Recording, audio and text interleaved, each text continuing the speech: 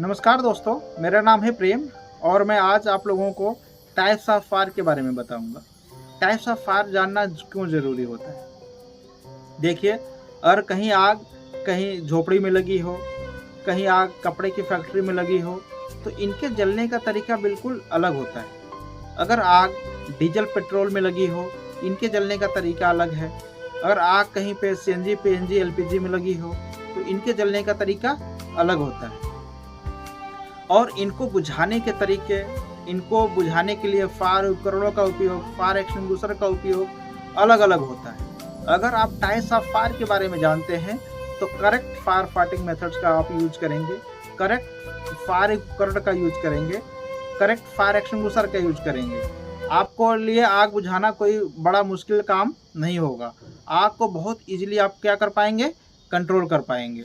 अगर आप types of fire के बारे में नहीं जानते हैं तो यह बहुत ही डेंजरस होगा। अगर हम एग्जाम्पल के तौर पे समझे, अगर कहीं पे आग कपड़े में लगी हो, गत्ते में लगी हो, कहीं घास फूस में आग लगी हो, उसके ऊपर आप पानी फेंकेंगे, आग क्या हो जाएगी, कूलिंग मेथड से तुरंत बुझ जाएगी।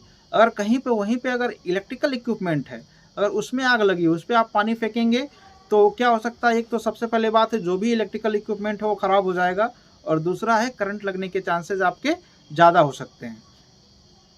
तो इसलिए टाइप्स ऑफ फायर के बारे में जानना बहुत ज़रूरी है। तो चलिए स्टार्ट करते हैं। A class fire. A class fire means solid fire, जैसे लकड़ी में आग लगना, कोयले में आग लगना, कपड़े में आग लगना, इस तरह के जो भी फायर्स होती हैं इसको ए क्लास के अंदर कंसिडर किया गया है। और इनको बुझाने के तरीके में क्या है, बिल्कुल कूलिंग मेथड से आप इसको क्या कर सकते हैं, बुझा सकते हैं। पानी फेंकेंगे और कूलिंग मेथड से आग क्या हो जाएगी, बुझ जाएगी। नेक्स्ट जो फायर है वो बी क्लास की आग होती है। इस आग में ज्वलनशील तरल पदार्थ होते हैं, जैसे डीजल, पेट्रोल, केरोसिन, इस टाइप्स को हम बी क्लास की आग बोलते हैं। और इस आग को बुझाने के लिए अब पानी का यूज आपको नहीं करना है, क्योंकि अगर आपने पानी का यूज किया तो पानी क्या होता है, तेल से भारी होता है। पानी क्या करता जाएगा, उसके सतह पर बैठता जाएगा और तेल ऊपर आता जाएगा, और जो आग एक जगह है वो सारे जगह क्या हो जाएगी, फैल जाएगी। तो कभी भी पानी का उपयोग हम बीस टाइप के आग पे नहीं करते हैं। नेक्स्ट फायर के बारे में हम जानते हैं। नेक्स्ट जो फायर है वो सी क्लास की आग होती है। सी क्लास में ज्वलनशील गैसें आती हैं, जैसे एलपीजी में आग लगना, सीएनजी में आग लगना, पीएनजी में आग लगना, इस टाइप को हम सी क्लास फायर बोलते हैं।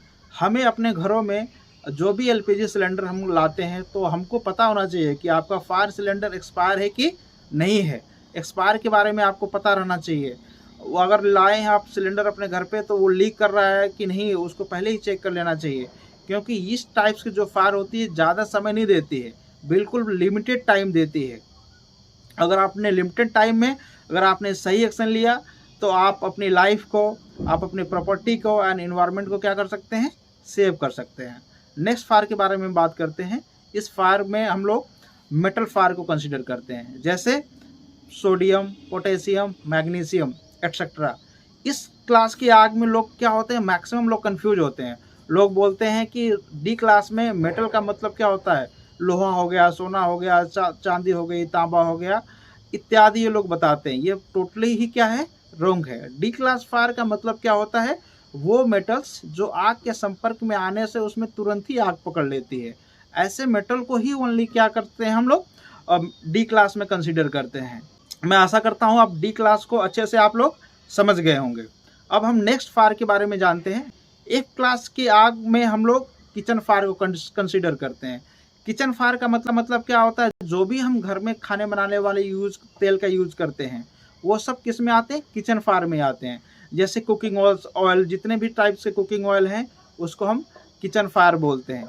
आपका फैट्स है, आपका जो फिश ऑयल है, इनको हम क्या बोलते हैं, किचन फायर।